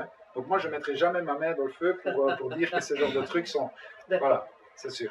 Alors, est-ce qu'on est dans la continuité ou est-ce que quelque chose change avec ce gouvernement? Ouais, là, je ne suis pas d'accord sur le truc. Parce que je trouve, il y a un aspect, si tu vois toutes les mesures ici, oui, il y a beaucoup de continuité. Dans tout ça, paf, c'est chaque fois plus ou moins les mêmes sauts comme ça. Hop, hop. Mais je trouve dans la vision derrière, il y a quand même un changement fondamental. Ce gouvernement, ils disent explicitement dans leur accord gouvernemental, la sécurité sociale, c'est pour les pauvres. Le remplacement du revenu, le principe de l'assurance, ça, on va le privatiser. Ça, le gouvernement précédent ne le disait pas. Ils l'ont même pas fait. Dans une certaine mesure, bon, il y avait aussi les libéraux dans le truc, mais ils n'allaient quand même pas aussi loin. Il y a le petit Tobac qui a même augmenté les pensions légales, lui, avec un bonus. Hein, ici, c'est... Je ne sais plus où il est, soit. Donc, lui, il a introduit le bonus, comme j'ai expliqué au début. Il n'y avait pas cette vision-là. Même au sein du CDNV, parce que moi, à la KUL, j'ai travaillé avec beaucoup de gens qui font partie du CDNV. Il y a la lutte dans ce parti entre les deux visions. Il y a vraiment une partie qui dit on ne veut pas aller dans ce système de bienfaisance, parce que c'est ça où on arrive dans ce modèle de sécurité sociale pour les pauvres. On va le perdre, la sécurité sociale, parce qu'on va perdre, et c'est ça que montre le passé et aussi les expériences actuelles aux États-Unis et Grande-Bretagne, que la classe moyenne à ce moment-là, eux, ils ne vont pas soutenir une sécurité sociale pour les pauvres. Ils n'ont rien à foutre des pauvres. C'est pour eux. Et donc, on va perdre ce truc et ça va devenir la bienfaisance, comment ça s'appelle ? La charité, voilà, la charité. Et donc, là, je trouve qu'il y a vraiment une différence. Comme mon intervention était sous forme de questions, je ne peux pas naturellement m'étendre et prendre beaucoup de temps. Naturellement, il y a des différences entre la gauche et la droite. Simplement, là, il y a quand même une direction de fond sur les pensions qu'on retrouve, et y compris dans la gauche, et qui est en contradiction avec les valeurs sociales, ou bien les chiffres et les statistiques que vous avez montrées, en contradiction. Ouais. Donc je dirais, là, il y a quelque chose qui est commun à la gauche et à la droite actuelle, avec des degrés différents, je suis d'accord. Est-ce que cette différence de degré est là pour entretenir un show, je dirais, électoral et un show politique, ou pour autre chose, je n'en sais rien. Mais, et qu'il y ait des différences, je suis d'accord. La fonction de la différence, je ne la connais pas. Mais il y a quand même une question, une contradiction de fond, quand même, dans la gauche. Alors, l'autre chose aussi, le deuxième remarque sur la question du discours, qu'effectivement, le gouvernement aujourd'hui a un discours plus dur sur certaines choses. Prenons le saut d'index, c'est vrai. Ceci dit, dans le gouvernement précédent, l'accroissement de productivité a été sucré avant les négociations par le gouvernement. Et sur l'indexation, qu'il jurait protégée par tous les moyens, il a fait des manipulations d'index. Les résultats est le même. Le discours est différent, mais sur ce cas-là précisément, les résultats sont exactement le même. Ok. Alors, il y avait l'intervention de Gabi. Oui, c'était juste pour dire... ah oui, tu veux rebondir là-dessus? Il y a un changement, je pense, philosophique, en effet, de paradigme où on fait la confusion entre une assurance pour laquelle on cotise tous, donc c'est un salaire différé, en fait, à une espèce d'allocation de charité. Et donc, on stigmatise maintenant l'assurance et on la met sur le même pied, conditionnée, comme si c'était une allocation. Donc, ça, c'est la chômage, je suis d'accord. Tout devient une confusion. Même le chômage, c'est comme si c'était du CPS, finalement, alors que non. Le chômage, c'est une caisse d'assurance. Donc, ça, philosophiquement, en tout cas, c'est assumé. Une caisse de solidarité. Dans les faits, c'est vrai que bon, c'est un petit peu la continuité quand même. Oui, mais je pense qu'il y a un aspect de continuité, c'est clair, mais il y a aussi un aspect de rupture qui est vraiment dangereux et qui change quand même. Et là, moi, je suis depuis quelques temps maintenant, pas seulement dans la recherche, mais aussi dans le combat des idées. J'essaie de participer. Et là, tu trouves des gens aussi, tu vois, des autres groupes qui sont d'accord que c'est inacceptable, qu'il ne faut pas laisser passer ça. Et si on dit seulement qu'il y a la continuité, on se coupe aussi d'une partie des gens là. Tu vois, il y a aussi rupture. Ce gouvernement va beaucoup plus loin encore que l'autre. Il y a l'aspect de continuité, mais aussi un truc nouveau qui va encore plus loin vers la droite. Alors, Gabi, je propose, Pierre, je propose qu'on écoute la réponse à l'intervention de Gabriel et puis on reprendra un tour de questions. Oui, donc la question de Gabi, je suis entièrement d'accord sur l'aspect que commencer à financer la sécurité sociale avec des taxes sur les fortunes, si c'est pour diminuer encore les cotisations sociales, on n'avance pas. Là, je suis d'accord, c'est vraiment dangereux. Et si on voit la cotisation sociale généralisée en France, l'effet a été comme ça. Ils ont introduit une cotisation sociale généralisée qui est financé en partie avec d'autres trucs et pas seulement les cotisations sociales. Et la diminution des cotisations sociales, après, encore augmenté, ou tu vois, ils sont devenus encore plus basses. Et donc le danger est là, je suis d'accord. De l'autre côté, voilà, à un moment donné, c'est ce qu'on disait, la productivité augmente, la masse salariale, la première cause de la diminution de la masse salariale, c'est la productivité. On est d'accord? C'est parce que avec moins de travailleurs, on produit beaucoup plus. Donc dire que tout doit venir de la masse salariale, voilà, on doit de toute façon voir que ça continue à venir, les cotisations sociales ne peuvent pas diminuer. Là, je suis entièrement d'accord, ils doivent rester comme ça.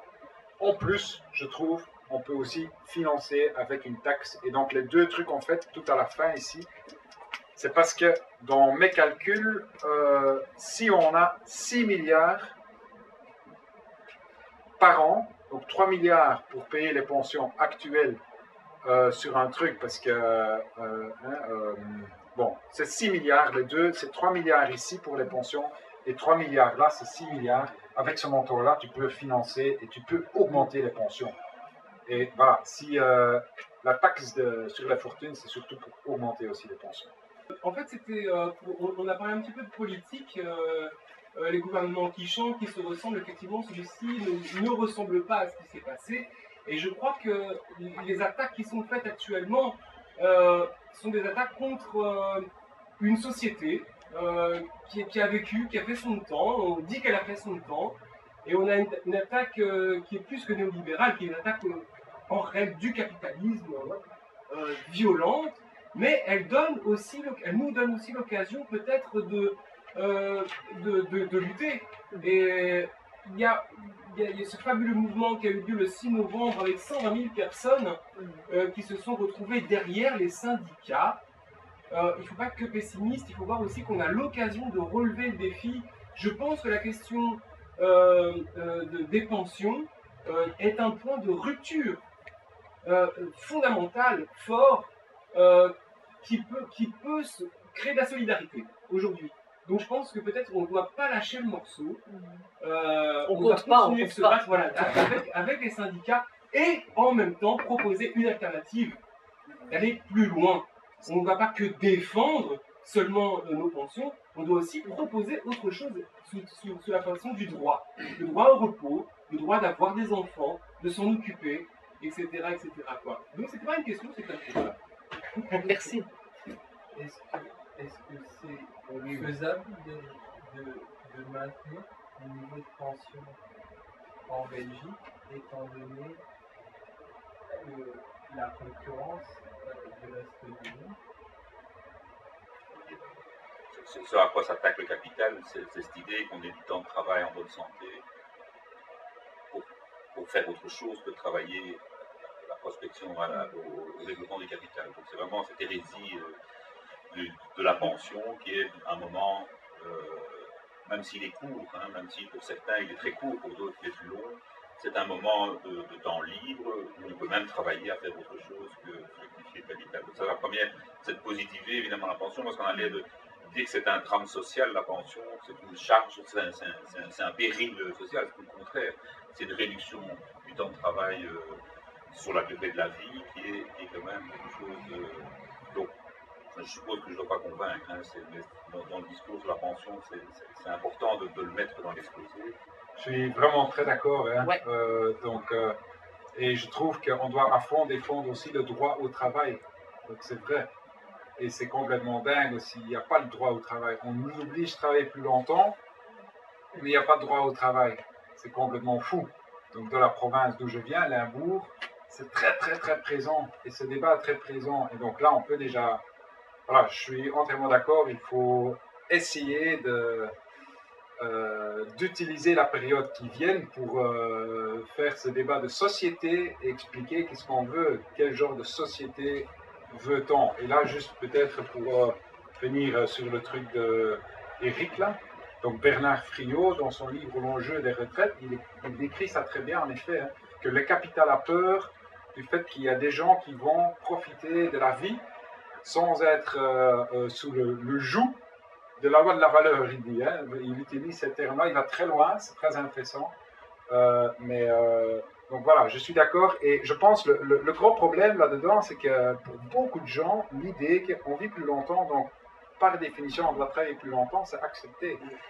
Et ça, c'est toute la campagne dans la presse qui est très dure. Voilà, on vit depuis plus ou moins, en fait, on a commencé en Belgique en 1841 à mesurer l'espérance de vie. Depuis ce moment-là, donc c'est exactement 175 années, on vit plus longtemps. Mais les dernières 50 années, on a travaillé, on a diminué le temps de travail. Donc voilà, c'est pas parce qu'on vit plus longtemps, par définition, on doit travailler plus longtemps. Bon, je vais pas répondre en l'ordre, mais en logique un peu. Donc, jusqu'à quel âge on va vivre plus longtemps? Ça, c'est une question. Donc là, il y a beaucoup de santé. En bonne santé, c'est ça. Donc d'abord, il n'y a aucun démographe dans le monde. Si vous trouvez un démographe dans le monde qui dit qu'on doit travailler plus longtemps, vous recevez un bac de duvel ou de bière de moins. Il n'y a personne qui a étudié la démographie dans le monde qui défend qu'on doit vivre plus longtemps. Eux, ils ne sont pas d'accord avec tout ce truc-là. On veut travailler. Mais, on doit travailler plus longtemps. Ouais, désolé, travailler plus longtemps. Donc, mais il y a beaucoup de trucs, il y a beaucoup de discussions sur jusqu'à quel âge on va vivre. Et là, il y a un grand débat entre les démographes. Donc, il y en a qui disent d'abord vivre et puis vivre en bonne santé. Donc, en fait, il y a un livre qui va sortir bientôt de Patrick de Bose, c'est un prof à la VUB aussi, ici, démographe, très intéressant. Et lui, il dit que l'espérance de vie dans les conditions optimales, c'est plus ou moins génétiquement, on est programmé de vivre 30 000 jours par vie. Nos gènes, c'est 30 000 jours par vie. L'obsolescence programmée aussi. Je vais pas vous laisser dans le truc. C'est 82 ans, dans des conditions optimales. Et il dit que voilà, c'est pas vrai. D'autres, aux États-Unis, tu as tout un groupe de chercheurs qui disent qu'on va tous avoir 120 ans. Hein, dans le futur, et voilà, ça va continuer et tout ça. Et donc, voilà, là, il y a un débat dans le monde scientifique. Moi, je suis pas démographe. Donc, j'ai pas assez lié, voilà, c'est des études compliquées, un peu liées aussi, bon, il y a des débats entre des médecins, des trucs comme ça. Moi j'y crois pas, 120 ans, tout le monde, mais je sais qu'au niveau de l'espérance de vie en bonne santé, c'est vraiment une question de classe, ou de groupe social, le mot moderne, le groupe socio-économique qu'on utilise maintenant, ça recule pour tout un truc. Il y a Médecins pour le Monde qui ont fait une étude en février 2014 pour la Belgique, qu'on était à 55 ans pour les femmes sans diplôme et qu'aujourd'hui on a 49 ans. Espérance de vie en bonne santé pour les femmes sans aucun diplôme. Zéro diplôme. Donc l'échelle plus basse. De manière générale, ça diminue. Donc non, ça diminue. Ça diminue pour les classes inférieures. Pour les classes les plus élevées, ça augmente. Et c'est ça qui fait augmenter aussi à fond l'espérance de vie, parce qu'ils font des opérations à Paris et je ne sais pas où, dans des gros hôpitaux, où ils savent encore guérir un deuxième, troisième cancer et des trucs comme ça, et donc augmenter l'espérance de vie. Par exemple, Ramsès II, hein, le pharaon, il a eu 91 ans. L'espérance de vie, mais bon, ça c'est vraiment pas clair et tout ça, mais dans certains livres, on dit que l'espérance de vie à ce moment-là c'était 40 ans. Ramsès II, 91 ans. C'était parce qu'il était Ramsès II, évidemment. Tu vois, ça a toujours été une question de classe aussi. Et c'est ça le truc qui est révoltant ici. 67 ans pour tout le monde, et on a vu pour beaucoup de gens, donc Bachelen, il ment ou il est con, donc c'est un des deux, soit il n'a pas compris, soit il ment, peut-être les deux, mais beaucoup de gens vont devoir travailler jusqu'à 67 ans, avec cet aspect d'augmentation de la condition pour pouvoir profiter de la pension anticipée. Il va falloir avoir, sur ton calcul, 42 ans. Donc, voilà. Est-ce que c'est une réponse? Donc ça recule pour les classes inférieures et ça augmente pour les classes j'ai du mal à imaginer qu'on puisse projeter ça. Parce que les conditions de santé aujourd'hui ne vont pas s'améliorer. Donc, pour certains, ça dépend des politiques. Oui, c'est ça, mais comment on peut projeter ça sur 50 ans, mais bon, bien sûr, oui, je suis d'accord, c'est très compliqué, et c'est pas scientifique. Maintenant, la question Oui, du monsieur, qui est très intéressant, une question très importante. très importante. D'abord, de façon absolue. L'âge de la pension en Chine pour les femmes. Qu'est-ce que vous pensez? C'est tout. Devinez. Devinez. En Chine pour les femmes. 5 ans. Oui, c'est 50, ça. Qui dit plus, qui dit moins? Il n'y a pas de pension. Ah, si, ils ont une pension. Ils ont une pension. Et c'est pas aussi basse. Pas aussi basse. 65 ans. On donne notre langue au chat et dit. C'est 50. C'est 50. Hein? 50 pour les femmes. Pour les hommes, c'est 60. Donc d'abord une question dans l'absolu. Est-ce que c'est payable? Oui, je pense que c'est payable. Maintenant, c'est toute la question, comme vous dites, la question de, OK, comment on va le payer et comment on va ici. Voilà, ça c'est les entreprises qui payent ça. Si on rentre dans cette spirale vers le bas, si la Belgique dit, OK, on est d'accord, on va diminuer les charges patronales dans le sens total, hein, les salaires, tout ça, on va diminuer ça dans nos entreprises comme ça, on va faire la concurrence avec l'Allemagne. Et si on rentre dans cette logique-là, évidemment, il y a un problème, je suis d'accord. Hein, et ça vaut pour les pensions, ça vaut pour les soins de santé, ça vaut pour le financement de la sécurité sociale dans sa totalité et pour nos salaires. Parce que là, ça a été dit, à un moment donné, maintenant ils attaquent, je ne suis pas d'accord avec Eric, ils attaquent ça parce que, je ne sais plus qu'est-ce que vous avez dit, mais je pense qu'ils attaquent d'abord ça parce que c'est moins visible, c'est indirect. On attaque ça, l'État vient remplir le déficit, et après, on dit tout d'un coup, bam, voilà, l'État ne peut plus le payer. C'était pas planifié non plus. Mais donc, Kim, la question c'est aussi jusqu'à quel point est-ce que notre économie est prise dans la question de la concurrence. Quelle est la part de l'économie qui est à ce point localisée qu'elle échappe à cette question de concurrence? Il me semble que c'est ce que c'est ce qu'il y avait en dessous de la question de monsieur. Ouais. Je pense que le premier aspect là, si tu vois ce chiffre qui est mis en avant par quand même beaucoup d'institutions officielles aussi, le UNCTAD, c'est que c'est une partie des Nations Unies, tout ça, qui disent que 85 personnes, familles les plus riches, ils ont la moitié de la fortune sur la Terre. Ok, ce genre de chiffres relativisent tout. Donc oui, c'est payable. Dans l'absolu, c'est parfaitement payable, dans l'absolu. Maintenant, il y a ce mécanisme de la concurrence, et oui, bon, ça c'est tout un débat économique. Dans quelle mesure, donc l'économie belge, 70% c'est l'exportation et 70% c'est l'importation. Oui, ça joue chez nous. Maintenant, tout le débat sur les... 70% exportation, 30% importation. Non, 70% importation. 70%. Ouais. 70-70. 70-70. Ouais, le balance de paiement assez équilibré pour la Belgique. Donc on introduit plus ou moins 70% et de notre PIB et on exporte aussi. Balance de paiement plus ou moins équilibrée. Et donc l'économie au niveau... Moi je pense qu'il faut relativiser vraiment le truc. Par exemple, là il y a le rapport en 2012 sur la question des salaires, en quelle mesure les salaires sont vraiment... Si tu tiens compte de la productivité, la Belgique, troisième pays le plus productif du monde, si tu calcules ça dans l'affaire, si en plus tu tiens compte du fait que beaucoup de jobs sont subventionnés en Belgique, c'est un système vraiment belge, ça n'existe pas à l'extérieur, alors le décalage salarial, elle disparaît presque complètement. Dans certains secteurs, c'est même beaucoup moins cher de produire ici. Donc moi je pense que c'est un élément de chantage. Je sais que moi j'ai fait beaucoup de recherches sur l'origine du droit de la pension. Et donc, j'ai analysé un peu la construction de la sécurité sociale. Et tu avais un débat dans le Parlement au moment de l'introduction de la maladie de l'assurance contre les accidents de travail. Ça a été introduit en 1902. C'est la première grosse pilier de la sécurité sociale. Et là, tu as un débat avec des employeurs dans le Parlement super intéressant qui disent oui, écoute, c'est infaisable. Si on fait ça, on va perdre la concurrence. C'était surtout tout le truc à Charleroi, des trucs comme ça, qui étaient en concurrence avec d'autres bon, d'autres secteurs, peu importe. Et donc, cette question, elle date de toujours. L'argument, elle date de toujours.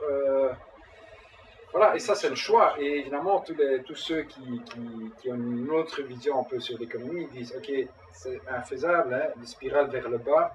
À un moment donné, on perd tout pouvoir d'achat en Europe. Et on va tout casser. On fait le mouvement inverse que la Chine fait maintenant. Eux, ils augmentent leur pouvoir d'achat pour pouvoir produire pour le marché interne. L'Europe le diminue en permanence.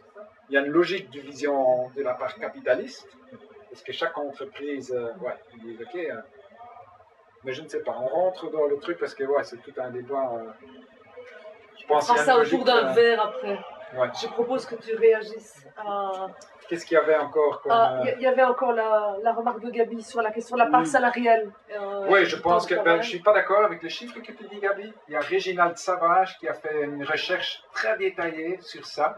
Donc le pourcentage, c'était 67%. En 81, ça a diminué jusqu'à 62%. Donc pas 12% de diminution, mais 5%. Donc si tu tiens compte, la part de la richesse qui va vers le salaire. Oui, c'est ça, la part de redistribution dans le salaire. Voilà. Et donc le capital a gagné dans les 30 ans 5%, qui est déjà immense. C'est déjà une grande partie. Et je suis d'accord avec toi, c'est pas la cause principale. Pour moi, je voulais dire la cause principale vers le taux, donc le facteur de taux d'indépendance au niveau économique, la productivité qui augmente. C'était dans ce cadre-là. Je suis vraiment d'accord avec toi que dans le cadre de la partie de la tarte qui va vers le capital et qui grandisse, que le lien, c'est que la cause principale, c'est la diminution ici, donc ce truc-là, ça c'est un effet, un grand effet, et la diminution, l'augmentation de la productivité et les salaires qui baissent. Là, il y a beaucoup d'études sur le fait que l'augmentation de la productivité ne se traduit pas dans une augmentation des salaires. C'est la part salariale qui baisse, c'est pas les salaires, c'est la part salariale. Ouais, la part salariale, ouais, c'est ça. Non, oui, la part salariale et les salaires qui stagnent par rapport à la productivité qui augmente, c'est ça. C'est ça que tu avais dit, c'est ça.